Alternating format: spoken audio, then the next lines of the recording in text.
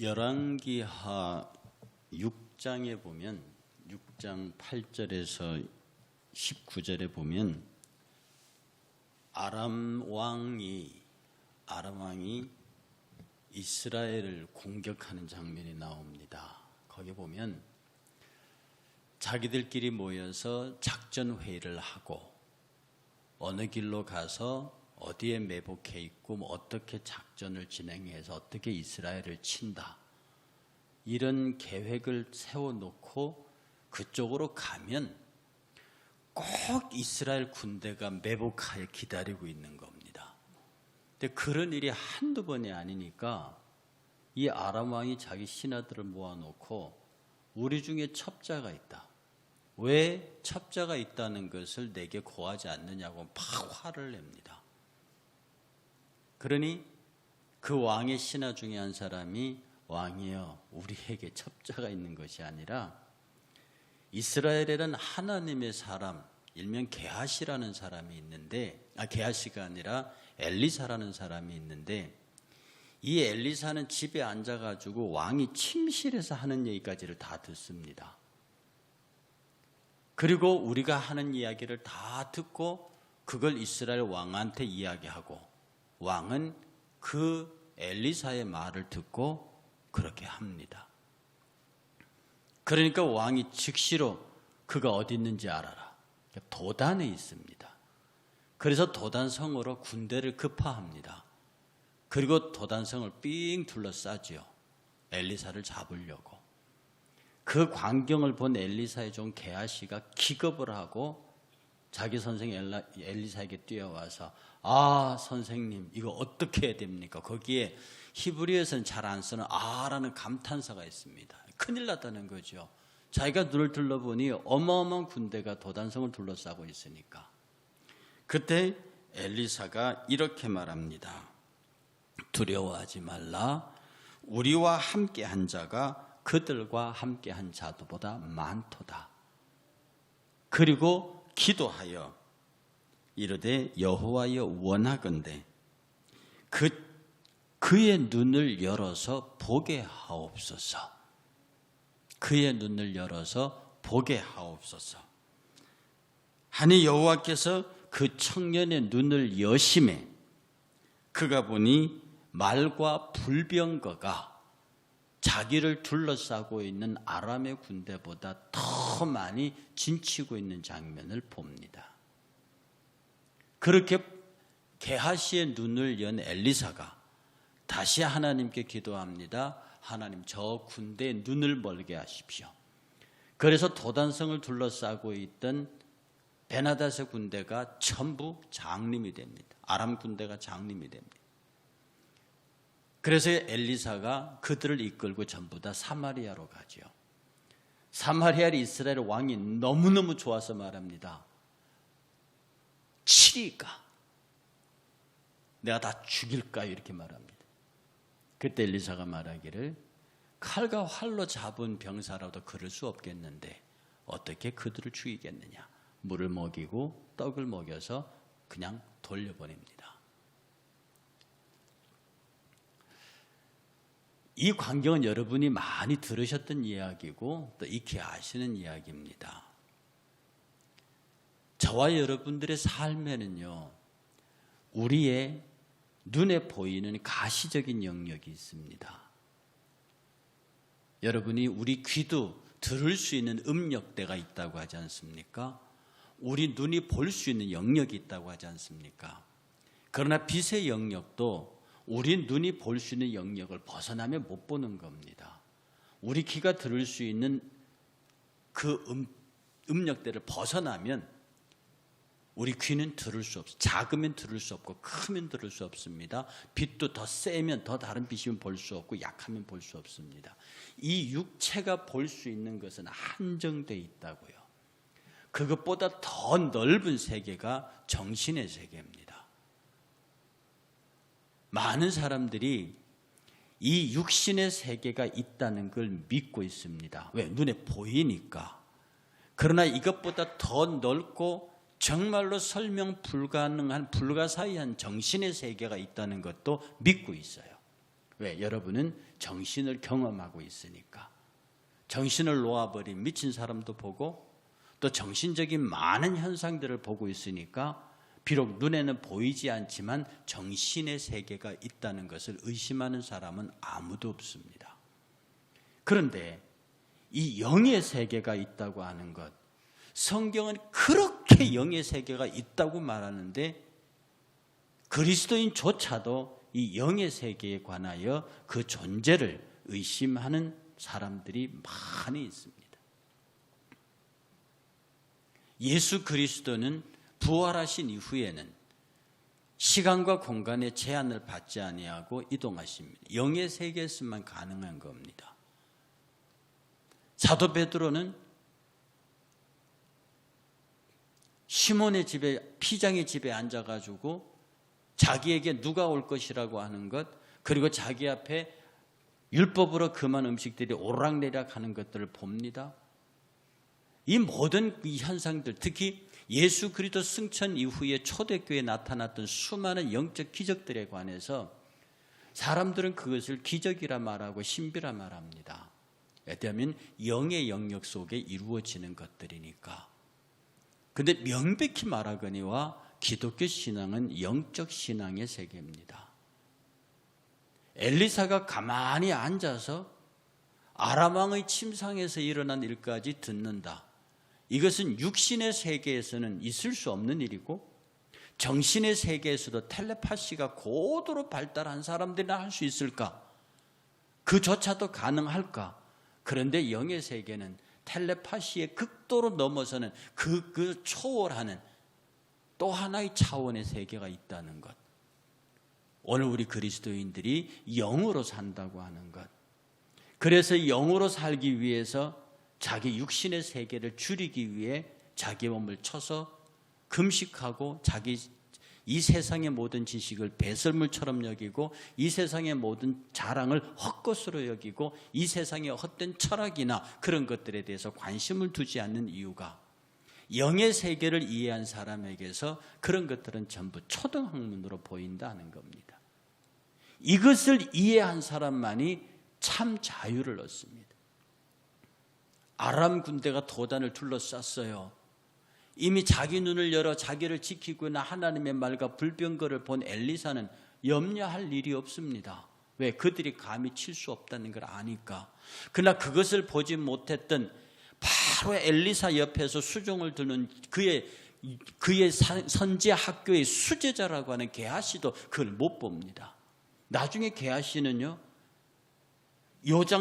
나중에 아니라 요거 바로 앞에 문둥병자 나만이 고치러 오는 장면이 있습니다. 거기에 자기 선생 게하시가 자기 선생 엘리사가 문도 안 열어주고 요단강가에서 씻어라 이렇게 말하는 것을 보고 아니 우리 주인이 왜 저렇게 하냐. 그래서 쫓아가서 군대 장관에게 나만에게 물품을 뇌물을 받아오는 장면이 있습니다. 어디에 관심이 있느냐? 눈을 열어 영의 세계를 볼 수 있는 사람과 단지 눈앞에 보이는 현실만을 보는 사람들의 차원이 다르고 생각이 다르다는 겁니다. 여러분이 영에 속한 사람으로 영과 육과 혼과 육과 육과 혼과 영이라고 하는 이 인간의 구조 속에 여러분이 육을 쳐서 죽이고 정신의 세계를 쳐서 죽이고 그리고 영을 하나님 앞에 연결시켜서 성령의 사람이 되지 아니하면 결코 자유인이 될 수 없습니다. 다른 종교는요, 영과 혼과 육 가운데 혼을 발달시키는 종교입니다. 다른 종교들은 혼을 발달시킵니다. 참선을 하고요, 수행을 하고요, 고행을 하고요, 요가를 하고요, 탁발을 하고요. 그렇게 해서 정신의 세계를 발달시킵니다. 그러나 기독교 세계에서는 정신의 세계를 발달시키는 거나 육의 세계를 발달시키는 거나 다 똑같이 봅니다. 그러니 왜 우리가 이 새벽 제단을 사모하며 새벽부터 깨어나서 말씀을 듣고 읽고 찬양해야 하느냐? 이 영의 세계에 조금이라도 발을 들여놓은 사람은 정말로 기도 가운데 하나님이 주시는 음성을 듣는다. 그게요, 뭐 전파 오듯이 짜자작 오는 게 아닙니다. 여러분의 생활이 나도 모르고 나도 이해할 수 없는데 그 일을 하고 있는 거예요. 그러니까 마치 무엇에 홀린 사람처럼 이끌려 사는 사람입니다. 나는 절대로 십자가를 질 수 있는 순교자의 길에 갈 수가 없습니다. 그런데 내가 어느 순간에 순교의 자리에 서 있는 거예요. 내 능력으로 도저히 그 물질을 하나님 앞에 드릴 수 없습니다. 그런데 내가 드리고 있는 거예요. 내 힘으로, 내 육신의 상황으로 도저히 그 일을 할 수가 없어요. 그런데 내가 그 일을 하고 있어요. 어떤 젊은 부자 관원이, 마태마가 누가의 얘기를 다 정리하면 어떤 젊은 부자 관원이 예수님을 찾아옵니다. 선생님이요, 내가 무슨 선한 일을 하여야 영생을 얻으리까? 이렇게 묻습니다. 내가 무슨 선한 일을 하여야, 내가 뭘 할까요? 이 젊은이는요, 마가복음의 기록에 보면 예수님께서 사랑했다고 그랬습니다. 그래서 예수님이 그 청년을 사랑하사 다 버리고 나를 따르라 그러셨거든요. 예수님이 그 청년을 시험해 보거나 그러지 않으셨습니다. 마가는 예수께서 그를 사랑하사 나를 버리고 모든 걸 버리고 나를 따르라. 근데 그 청년이 재물이 많은 거로 근심하며 돌아갔다 그랬습니다. 청년입니다. 관원입니다. 부자예요. 요새도 이 정도 되면 저게 LH 공사 직원 하면서 모든 정보를 다 해서 땅 사갖고 있는 그런 부자 정도 아닙니까? 젊은 사람? 그 사람이 와서 말하기를, 선생님이여, 내가 무엇을 해야 영생을 얻겠습니까? 이 사람은 영생을 원했습니다. 그런데 예수를 찾아와서 주여 이렇게 묻지 않습니다. 선생님, 랍비여 이렇게 말해요. 그의 눈에는 예수가 선생으로 보였습니다. 자기는 율법을 열심히 지키는 사람이었기 때문에, 예수님이 율법 지키라지 다 지켰다고 말했던 사람이거든요. 그 율법을 지켰던 사람입니다. 예수님이 그를 사랑할 만큼 그 마음이 순전한 사람이에요. 그런데 그가 마지막에 예수님에게 무엇을 해야 이렇게, 무슨 선한 일을 해야, 여기에 그가 이해하는 선이 율법을 행하는 것이었습니다. 제가 여러분에게 말하는 선, 하나님의 뜻을 이루는 게 그의 관심이 아니라 하나님이 그에게 명령한 율법을 행하는 게 그의 목적이었습니다. 그런데 예수의 대답은 그 율법을 행하는 것에 있지 않았죠. 그래, 행하려고 하느냐? 행함으로 해보겠다고. 그럼 다 버려라. 나를 따라라. 너 율법 다 지켰니? 다 지켰는데요. 그러면 네가 가진 재산 다 나눠주고 나를 따르라. 지금 예수님의 대답은 영의 세계의 대답을 하고 있습니다. 이 청년은 못 알아듣는 거죠. 너희가 진리를 알지니 진리가 너희를 자유케 하리라. 이게 말이 뭐겠습니까? 여러분이 육의 세계와 정신의 세계에 대한 욕심에 딱 붙잡게 있는 한, 여러분은 물질 얘기만 나오면 정신이 바짝거리고, 건강 얘기만 나오면 정신이 바짝거리고, 출세와 명예에 대한 얘기만 나오면 눈이 반짝거리는 그런 구조 속에 딱 사로잡혀 있는 한, 여러분은 개아시처럼 우리를 둘러 진치고 있는 하나님의 군대를 볼 수 없습니다. 그러니 그 삶이 그리스도의 영에 붙잡혀 있는 사람은 다른 사람이 보기에는 바보 같은 경우가 많습니다. 그러니 모든 사람들이, 유대인이 보기에는 그 복음이 꺼리끼는 것이고, 똑똑한 헬라 사람들이 보기에는 그 복음이 어리석게 보이지만, 하나님의 영으로 인도함을 받는 사람들에게는 구원을 주시는 하나님의 능력으로 보이는 거예요. 여러분이 영에 속한 사람이라고 해서 막 신비하고 막 이상한 영의 음성을 듣고 이런 게 아닙니다. 여러분이 이 아침에 기도하면서, 하나님, 나는 육신에 매일 수밖에 없는 사람이에요. 나는 물질에 매일 수밖에 없고, 외모에 매일 수밖에 없고, 세상에 좋은 것에 매일 수밖에 없는 사람입니다. 그런 사람임을 고백하니 내가 무엇을 해서 선을 이룰 수 없음을 고백합니다. 빌립보 감옥에 갇힌 이 바울 앞에 그 간수가 무릎 꿇고, 이 부자 청년은 내가 무슨 선한 일을 행할까요? 이렇게 물었지만, 그 간수는 바울 앞에 무릎 꿇고 내가 어떻게 하여야 구원을 얻겠습니까? 이 무엇이 아닙니다. 내가 어떻게 하면 되겠습니까? 바울의 대답이 주 예수를 믿으라. 주 예수를 믿으라. 그리하면 너와 내 집이 구원을 얻으리라. 그날로 간수가 믿고 그 집안 식구가 다 세례를 받습니다. 우리의 영적 삶은요, 영으로 산다는 것은 여러분이 말씀을 막 믿기 위해서 애쓰고 억지로 안 되는 것을 하기 위해서 막 몸부림치고 신비한 것들을 사모하고 그것이 아니라 여러분의 기도 가운데서 하나님, 나를 그냥 인도하고 내가 물에 떠서 가는 사람처럼 내 삶의 전체가 온전히 하나님에게 헌신될 수 있도록 나를 주장해 주십시오 하고 나를 내어주는 겁니다. 그야말로 방주처럼 물 위에 뜨는 겁니다. 은혜 위에 뜨는 겁니다. 이거는요, 여러분의 결심으로 하는 것이 아니라 오직 성령께서만 가능하신 겁니다. 그러니 하나님, 나를 불쌍히 여기사 내 기도 가운데 주의 언어를 주시고, 내가 기도할 때에 주께서 당신의 언어를 주시고, 내가 찬송할 때 당신의 영을 주시고, 내가 회개할 때 당신의 언어를 주시고, 그래서 정말 내 삶의 전인격에 이 육과 혼의 영역보다 영의 영역이, 내 주께서 나를 개입하시고 간섭하는 영역이 많아지기를 위해서, 여러분, 그게 안 되니까 금식하는 거고, 그게 안 되니까 새벽 기도하는 거고, 그게 안 되니까 조금이라도 주님 앞에 가까이 나아가 예배하려고 하는 거예요. 왜 우리가 모이기를 패하는 그런 자들의 습관과 같이 안 하느냐?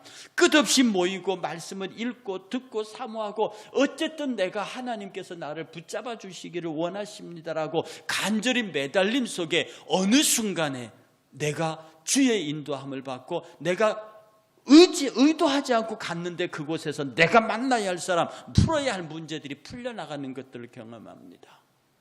신앙은 의지로 하는 게 아닙니다. 정신의 종교들은 의지로 합니다. 수련하고 단련하고 참고 연단해야 되니까. 그러나 기독교 신앙은 그렇게 하는 거 아닙니다. 순종입니다. 이 말씀이 그렇게 될 줄 믿습니다 하고 그 말씀을 따라 사는 겁니다. 그게 안 사라지니까 예배하고 기도하고 금식하면서 그렇게 몸부림치는 겁니다. 여러분이 영의 사람, 하나님의 전적인 인도함을 받는 철저한 자기 부정의 삶을 살려고 여러분 얼마나 노력해 보셨습니까? 얼마나 노력해 보셨습니까? 여러분이 하나님 앞에 얼마나 많이 울어 보셨습니까? 얼마나 많이 금식해 보셨습니까?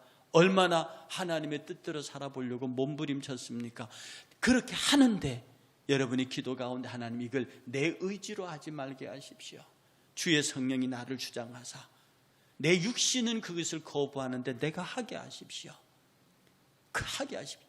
전적으로 주님 앞에 너희가 진리를 알지니, 너희가 진리 곧 나 예수 그리스도를 알지니, 너희가 나 예수 그리스도를 아는 순간에, 그 예수 그리스도에게 점령당하는 순간에 저 세상의 모든 것들이 다 아무 의미 없는 것으로 여겨진다. 그뿐만 아니라 더 좋은 것, 나를 둘러 진치고 있는 하나님의 붉은 대가 나와 함께하고, 내 필요한 모든 것들, 아무리 많은 대군이 와도 그 대군을 장님으로 만들어서 사마리아로 끌고 가고, 아무리 나를 해하려고 하는 은밀한 계획이 은밀한 곳에서 진행되더라도 이미 하나님께서 나로 하여금 피할 길을 내사 나의 영혼과 육신을 지키시는 하나님입니다. 그러므로 저와 여러분의 삶 속에서요, 온전히 하나님의 은혜 가운데 나를 지켜주시옵소서. 내가 하나님의 거룩한 영에 이끌리는 사람으로 살게 해주십시오. 여러분, 그 영을 신비한 특별한 사람에게만 일어나는 것으로 보시면 안 됩니다. 내가 얼마나 하나님의 성령의 개입을 구하는가, 내가 얼마나 쳐서 경건한 생활, 하나님 말씀대로 살려고 내가 몸부림치는가, 이것이 바로 영의 사람의 삶의 정도입니다. 이 영의 삶의 사람의 정도를 통해서 영에 속한 사람, 이 정말로 영의 기적을 매 순간 경험하며 사는 저와 여러분 되시기를 주의 이름으로 축복합니다. 우리